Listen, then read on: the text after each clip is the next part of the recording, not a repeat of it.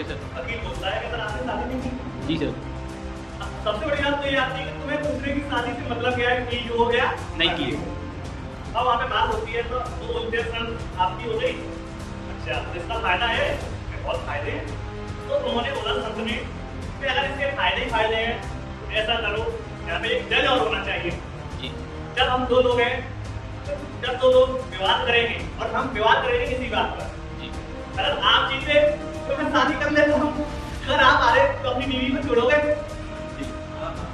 अगर मैं जीता तो आप अपनी बीवी को छोड़ो और अगर तुम जीते तो मैं शादी कर लूंगा। तो हमें एक जज को लेके आओ जो कम से कम डिसीजन तो लेगा, निर्णय तो करेगा हमारा, निर्णय तो होता ही है।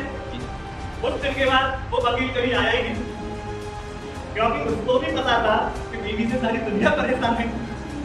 क्योंकि बीवी के अंदर इतनी क्वालिटी होती है, जैसे मान के चलो तुमने देखा वो बीवी लड़ती है तो उनके अंदर बीवी से कोई जीत नहीं सकता। सबसे पहली बात तो है कि वो लड़ते वक्त क्रोध भी करती है, गुस्सा भी आता है उसको, तो गुस्सा के साथ साथ तर्क भी करेगी, मतलब तर्क भी अच्छे देगी, लॉजिक भी अच्छा लगाती है और उसके तर्क के साथ में हंस भी जाती है और प्यार भी जताती है, मतलब उसको समझ नहीं सकते, इसलिए पुरुष हमेशा बीवी से आ जाता है।